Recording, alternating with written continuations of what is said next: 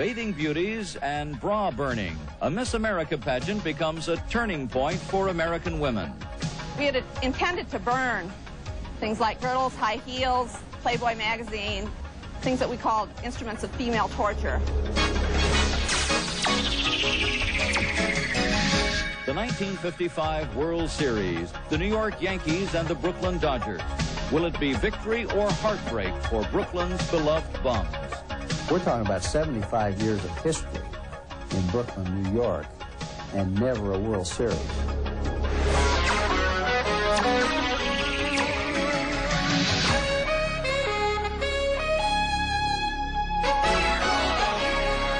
For some perspective on our first story, we open a time capsule. The date, September 7th, 1968. This week, Democrat Hubert Humphrey and Republican Richard Nixon kick off their presidential campaign. It's the first time in 50 years there's a serious third-party candidate, former Alabama Governor George Wallace.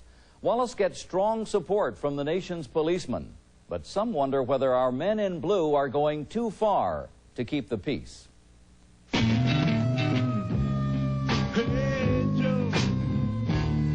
On September 7th, 1968, a new policeman on the beat makes an average of $100 a week. From Chicago to Berkeley, police are battling both crime and an image problem. Repeated clashes with young anti-war protesters has earned the cop names like Fascist Pig. People are more afraid now of a group of policemen walking down the street than a group of hippies or kids. But in some corners, police are cheered. Today, Chicago Mayor Richard J. Daley releases a report blaming revolutionaries for clashes with police at last week's Democratic National Convention. Seems to me we got to solve it individually. An upbeat anthem about freedom tops the charts on this day. Teenagers are tuning into the Rascals and turning on to Jim Morrison and the Doors. Their top-selling album, Waiting for the Sun, cost $2.49. On Broadway, the love rock musical Hair, a smashing success in its 6th month, is still breaking every rule. Long hair isn't the only hip fashion. Women are leaving miniskirts behind and rushing to buy pants that fit snugly from hip to calf, bell-bottoms that flare at the ankle. On the bestseller list, a manifesto by a militant Black Panther running for president. Fellow Panther Huey Newton is awaiting a jury's verdict on whether he murdered a policeman.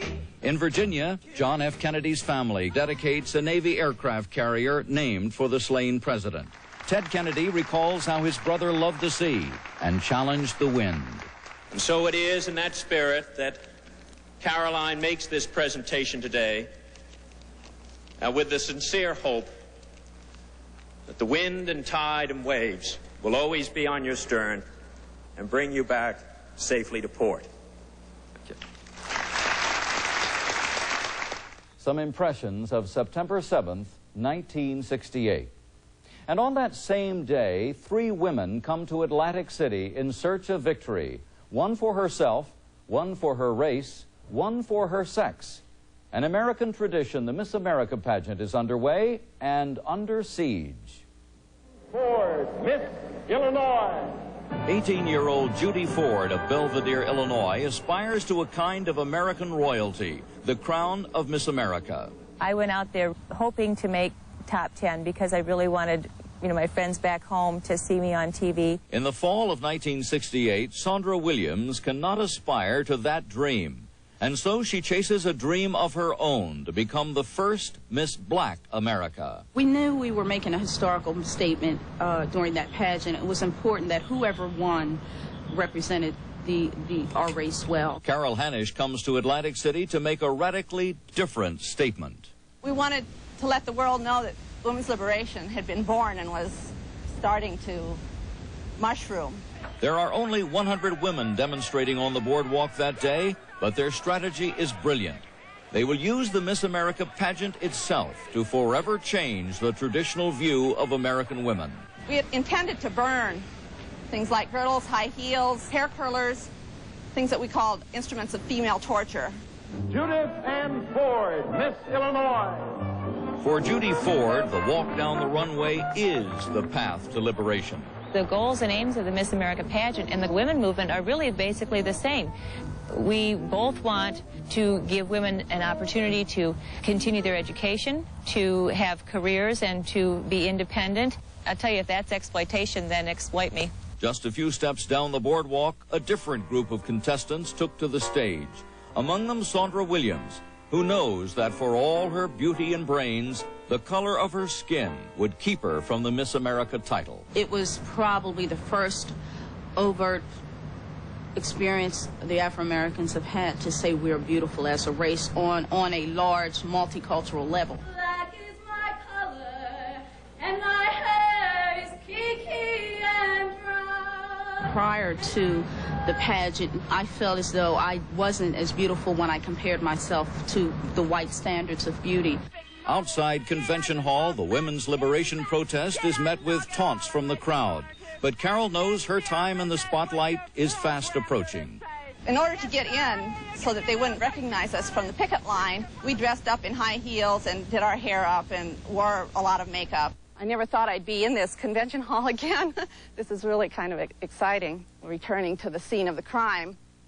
I think we came in over there, and we ended up sitting right up there in the balcony. We had planned that when the outgoing Miss America gave her speech, that we would all stand up and hang the banner and yell. And I remember holding back to the last minute and thinking, oh God, do we have to do this? I will make way for Miss America 1969 to search for her special someday.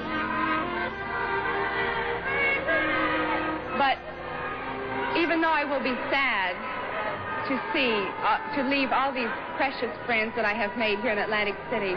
Once we did it, we felt very excited and liberated because for the first time we got to thumb our nose at this institution that had oppressed us all. Well, the police quickly escorted us out. The crowd had gotten very hostile, and they had to form police lines to get us through safely to the buses. No demonstration can distract Judy Ford. She clutches the hand of Miss Massachusetts, her toughest competitor. It was kind of unreal, you know, like, nah, I wouldn't really win, but gosh, I'm really close now. I'm really nervous. Sandra Williams shares that nerve-wracking moment. The first Miss Black America is Sandra Williams. When my name was called, I could hardly move. I mean, I just absolutely could not believe it. I'll always remember the walk. And there are occasions when I have enough space to walk a runway and I fall into my Miss Black America walk. It's a very distinctive, proud walk. Miss America, Miss Illinois! They put the crown on in the sash and said, take your walk. And I remember what a neat feeling that was. Oh, there she is, Miss America. September 7th, 1968, three very proud women accomplish their individual goals and together take a step for all American women. I thought I was supposed to be the ideal American woman, and I found that no one person can be everyone's ideal. The pageant was a validation of ourselves as respectable people in this country. That was the day when the world found out that there was a women's liberation movement. It helped ignite the prairie fire that then swept the country in the next couple of years.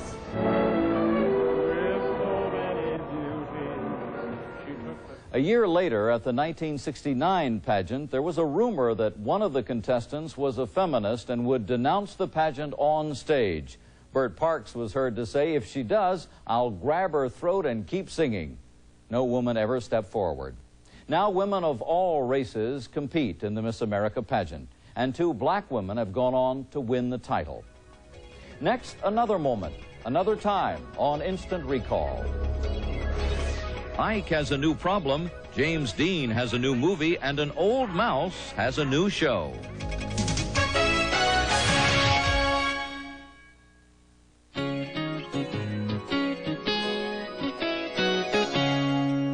To set the stage for our next story, we open a second time capsule. The date, October 4th, 1955. We find a Zenith television set with a revolutionary new feature, Flashmatic automatic tuning. Without budging from your easy chair, you can change channels and shut off those annoying commercials. The cost, an outrageous $399.95. Our president could use the new invention. He had to take some unexpected bed rest. Dear President Eisenhower, the fourth grade boys and girls hope you get well soon. Ain't that a shame?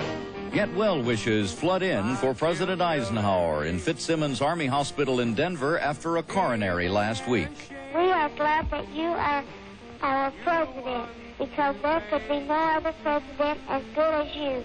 The Army will pick up the room rate of $17.50 a day for the President and Mamie, but they're billed $1.10 a day for food. Ousted by revolutionary forces and living in Paraguay, General Juan Perón insists he is still President of Argentina. A Gallup poll reports that 80% of Americans don't believe Soviet peace initiatives are sincere. 17, 17, she's a solid 17, young enough to dance and sing, old enough to get that swing, past 16. He wore black denim trousers and motorcycle boots. A week after the death of James Dean, Warner Brothers announces it will release Rebel Without a Cause next month on schedule. You're tearing me apart! What? You say one thing, he says another, and everybody changes back again! TV critics pan last night's premiere of the Mickey Mouse Club. We are the Merry Mouseketeers, Mouseketeers! We've got a lot of others. Icecapades advertises on TV for the first time.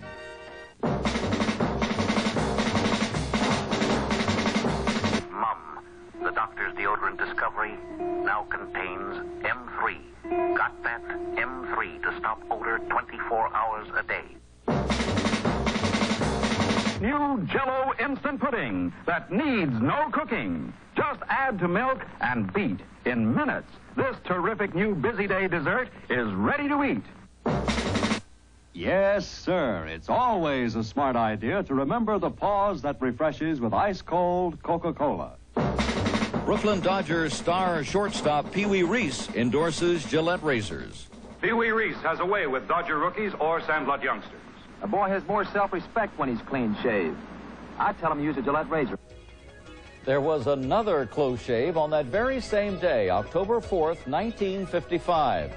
Pee Wee Reese and the rest of the Brooklyn Dodgers won their first and only World Series victory. Next on Instant Recall.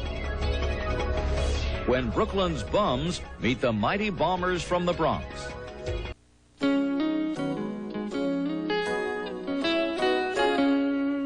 October 4th, 1955. New York's felony court reports the crime rate drops by 2/3 on this day. It seems everybody, including criminals, is glued to a radio or television set. It's the last game of the great Subway Series between the Yankees and the Brooklyn Dodgers. Dream, dream, dream, dream. It's World Series time, October 1955, and it's a one-town affair. The Brooklyn Dodgers, known to fan and foe alike as the Bums, face the New York Yankees, the Bronx Bombers, who have dominated the game for years. Although the two teams are only a river apart, their rivalry is a legend. First of all, the Yankees were the pinstripers, and they represented the borough of Manhattan, even more so than the Giants. They were the lordly Yankees, and the Dodgers were always one step ahead of the mortgagee who was going to come in and slam the doors on them. October 4th, Yankee Stadium. The series is tied at 3 games apiece. For the Dodgers, the underdogs, it's win this one or once again, wait till next year. 5 times the two teams have faced each other for the championship. 5 times the Dodgers have suffered defeat. But today, the Bums have an ace in the hole. A 23-year-old left-handed pitcher named Johnny Padres will take the mound. I wasn't nervous a bit. I mean, I was nervous before the game started, but after I threw the first pitch, then it all left me. Padres must face a powerhouse. Mickey Mantle, Yogi Berra, Phil Rizzuto, Billy Martin. They were reading off the Yankee lineup, and I turned to Dixie Howell, and I said, Dixie, there's no way that lineup can beat me today. Padres has his fastball, his changeup, and some big-name support behind him. Jackie Robinson, Duke Snider, Roy Campanella, Pee Wee Reese, Carl Erskine. We had our own credentials, and we looked player for player and stand right with them. Campanella against Berra, Reese against Rizzuto, Snider against Mantle, right down the line. As always, the smart money is on the Yankees. 16 times the world champions, 5 titles won consecutively from 1949 to 53. I had the feeling that going into the ball game that I was going to win. I mean, you can't go and pitch against the New York Yankees and say, hey, we're going to lose. The first innings are tense. The Dodgers eke out 1 run and manage to keep the Yankees from scoring. Then a crucial mistake in the 4th inning threatens their fragile lead. Yogi Berra tips a harmless pop to center field. Dodger outfielders Junior Gilliam and Duke Snider race for the ball, but each backs off. The ball drops between them. Berra goes to second and threatens to score. The pressure is on. I remember saying to myself, Johnny, you can't let this game get away from you now. Holding up under pressure, Padres mows down the next 3 Yankee hitters. It was a case of a fine pitcher at his best. And it's the old story. Good pitching will stop good hitting all the time. Aided by another Dodger run, Padres keeps on stopping the Yankees. But in the 6th inning, the Bombers let loose. With the 2 tying runs on base, Yogi Berra hits a long drive down the left field line. Dodger hearts sink, but Sandy Amoros races to make the catch. It's a pivotal play. It looks like nothing will stop them bums now. We're talking about 75 years of history in Brooklyn, New York, and never a World Series until that catch. And so when it came down to a catch, that may have been the most famous catch in Brooklyn Dodger history. Oh, I'm sure it is. But Dodger fans still know the game isn't over. In the 8th inning, the Yankees threaten again, but Padres retires the side. Finally, it's the 9th inning.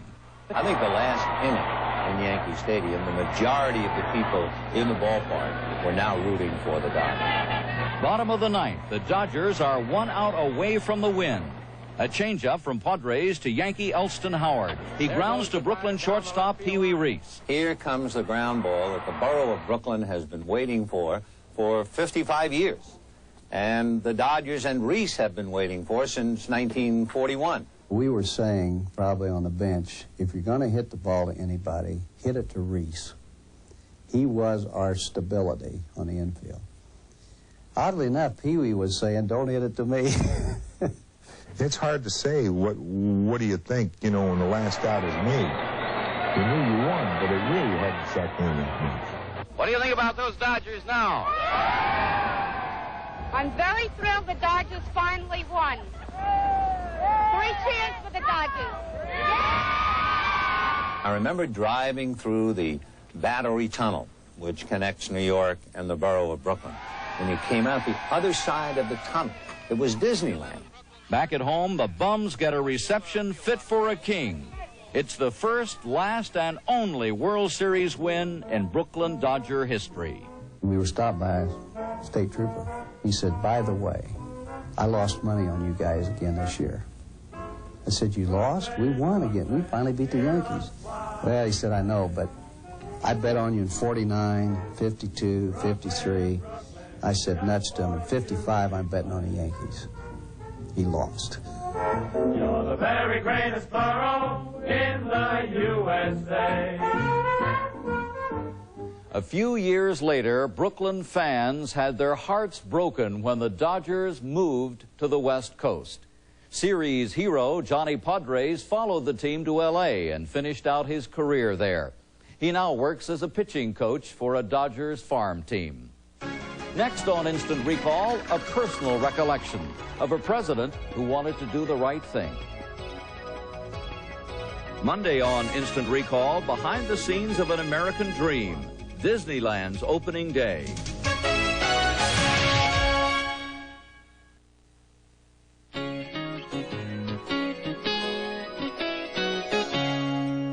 I remember another September 7th, 1977. President Jimmy Carter signed a document that day transferring control of the Panama Canal to the Panamanian people in 1999. Carter would later tell me that the battle for Senate ratification of that treaty was one of the toughest fights of his career. He recalled that even fellow Georgian Senator Herman Talmadge came to him and said, "Mr. President, if I go with you on this one, I'll have to hold my nose to do it." Well, Carter won that battle, but he told me later that his support for the Canal Treaty helped bring about his political downfall. But with a look of determination in his eyes and the hint of a smile, he added, it was the right thing to do. Until other moments and other times, I'm John Palmer.